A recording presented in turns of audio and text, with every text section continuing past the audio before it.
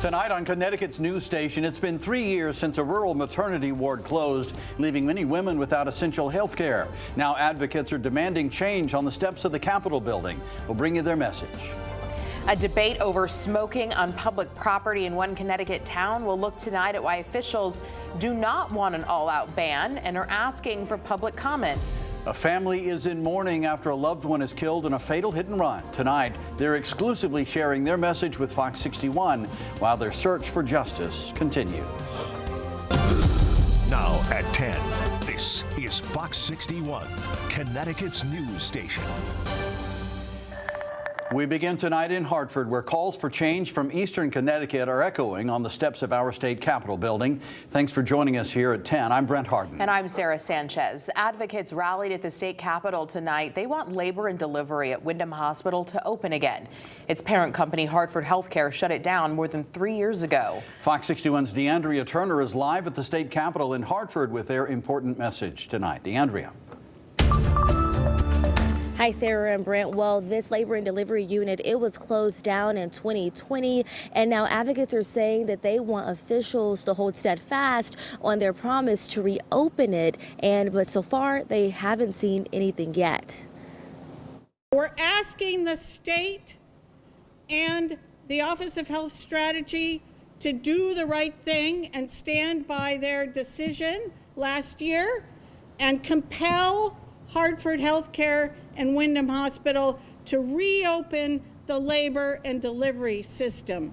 It's been a years-long battle between advocates and Hartford Healthcare over the closing of the Windham Healthcare request to close the ward permanently. But more than a year later, advocates are still waiting for the unit to be reopened. Now they created a health desert, and we just can't afford to be a health desert. We have people to support, and we want to welcome new families. Babies before profits. Town leaders, educators, parents, and grandparents of children in Windham County rallied outside the state Capitol building Monday to push for the reopening of the unit, citing how this disproportionately impacts women of color and low-income families. 40% of the population in Windham is Hispanic and 4% is Black. This is a systemic discrimination move by Hartford Healthcare aimed at our women of color and low-income families. Not only is equity a core issue, but the route to get to other hospitals is another reason they want to see the unit reopened.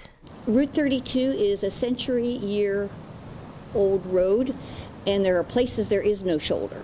You can't pull over on the side of the road. It doesn't exist. We don't think there's any other solution but to restore labor and delivery services to our community. And Britt and Sarah, I did reach out to Hartford Healthcare and OHS about this matter. I'm still waiting to hear back. In Hartford, DeAndrea Turner, Fox 61, Connecticut's news station. Okay, DeAndrea, thank you. Time now for a first check on the forecast, and there's a chilly few days in store, but a bit of a warm-up to look forward to. Here's Chief Meteorologist Rachel Frank with a look at what we're seeing outside. Hi, Rachel. Hi, things are calming down out there. Not that it was super active earlier, but there were some sprinkles and even flurries in parts of the state, though those are moving out now. And while temperatures are cooling off, they won't get quite as cold as they were last night into this morning. Mid-30s right now in the Hartford area, also down in the New Haven area too, and low 30s for Meriden, and temperatures will settle back another few degrees before they kind of level out as we head through the overnight hours. This morning we woke up with temperatures in the 20s and even some upper teens out there for our cooler spots. So again, nowhere near as cold as that, but still, yeah, you might need to scrape a little frost off the windshield. Heading through the afternoon, it's warmer than today with highs climbing into the upper 40s, but it will be breezy. Winds out of the northwest at about 10 to 20 miles per hour. So that will make it feel cooler than it actually is. We'll also see a mix of sun and clouds, and the wind chill tomorrow afternoon in the low 40s. But we do have that warm up on the way as we head towards the end of the week. But as the temperature rises, there's also a rising likelihood for some rain. We'll talk about it. Your full forecast coming up. All right, Rachel, thank you. Well, new at 10 tonight, a Hartford man faces charges after allegedly sexually assaulting a 13-year-old girl.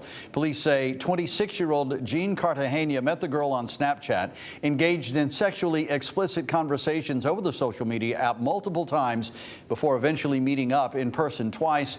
The investigation into the assault began in June. Police arrested Cartagena last Thursday. He faces sexual assault charges along with 2 counts of risk of injury to a minor. And 9 people were arrested during a protest at the engineering complex of General Dynamics in New London. Those people gathered were calling on the company to stop building what they call weapons of mass destruction. Protesters say recently approved upgrades to a group of submarines will give the vessels destructive capabilities, violating the treaty on the proliferation of nuclear weapons. The 9 arrested are charged with trespassing, disorderly conduct, and criminal mischief. Police say they were blocking the driveway entrances at General Dynamics and refused to leave. Now to a Fox 61 exclusive tonight. We're hearing for the first time from friends and family of a University of New Haven student who died in a hit and run last month. 23-year-old Priyanshu Agwal's family back in India say he was getting ready to graduate and start living the American dream. Fox 61's New Haven County Bureau reporter Julia LeBlanc spoke with them. She has their story. We're near the corner of Whaley Ave and Amity Road. Now, this is the intersection where police say Priyanshu was hit by the driver, who then took off. Days later, he was pronounced dead at the hospital.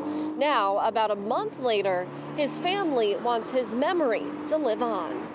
I still feel like I'm in a dream, like I'm in a bad dream. When Aman Iqbal got a call from New Haven police on the night of October 18th, saying his brother was hit by a car and the driver left the scene, he thought it was a scam call. Soon, reality set in.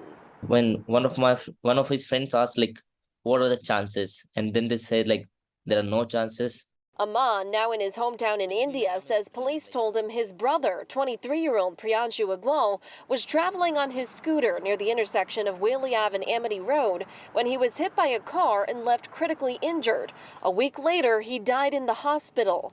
Now the family is sending a message to the public. If you drive car, always take responsibility. If you hit someone, always take responsibility. The crash happened just 2 months before Priyanshu was supposed to graduate from the University of New Haven. Aman was also a student there, the two getting ready to live the American dream. He said, like, I want to invite my parents to stay with us, and we will have a good life. The university recently hosted a celebration of life in Priyanshu's honor. It's a loss for everybody, like to be losing a friend, a brother, a son like that. I mean, he was always like, if you would sit with him, there is no chance that you're gonna feel sad or anything. Now, the one thing loved ones are holding on to is that Priyanshu's heart was donated to save another man's life. I felt like my brother is like a hero. He sacrificed his life for someone else. He came from India as a foreigner, but he became American. Now, they just need to meet that recipient. So that they make sure that, okay, he is doing great, he's breathing fine, he's alive. And that would be a great closure for them, for us, for everyone. Now, the University of New Haven will be posthumously awarding Priyanshu his degree at the commencement ceremony in May, 6 months from now. Now, as for the investigation, well, police did not provide any updates at this time. We are in New Haven. Julia LeBlanc, Fox 61, Connecticut's news station. New at 10, after a year-long investigation, Wilton police say they've arrested a man who allegedly stole money from a resident through check washing. Joaquin Fedepena is accused of stealing a check and changing the amount the check is worth and then depositing it. He was arrested last Tuesday and is facing multiple charges related to check washing. Moviegoers in Enfield have less than a month to visit their local Cinemark before it closes for good. Management at the Enfield Square Mall has confirmed to Fox 61 the theater has not renewed its contract and will soon turn off its projectors permanently. The Enfield Cinemark location has been open since 1998 and is one of the last major chains still operating at the mall. Cinemark has not announced an official closing date, but the contract expires in early December. And the town of Simsbury taking up the issue of smoking this evening, looking to come to an agreement on smoking of any kind on public property. The Board of Selectmen met this evening, allowing the public a chance to speak on a pair of proposals that would prohibit the use of tobacco, vaping, and cannabis products on public property. One proposal would have banned such products on all public property, but the other would have made an exception for the Simsbury Farms golf course. Officials say banning smoking on the links could put their course at a severe disadvantage, and they would lose a major source of revenue. So let's be smart. Let's make sure that we understand what our duty is, which is to generate as much revenue as possible, and really in an environment where smoking on a golf course is really not going to offend that many people. You have a ton of open space, you have a ton of room, so that we looked at this as a smart revenue generating position, part of our charge. Officials amended the proposed ordinance to only refer to smoking cannabis products on public properties. That ordinance passed unanimously. There's a new commissioner leading the state police. Governor Ned Lamont swore in Ronell Higgins as the new interim commissioner of emergency services and public protection. Higgins is the former chief of police at Yale University. He's stepping in as the top public safety official in the state. I've been walking the halls, I've been meeting people, and the colonel and I, we intend to get out to the troops. We're going to get out to the forensic lab. We're going to be active. We're going to be very active. Lawmakers will vote on whether to make him permanent at the start of the session in January. We have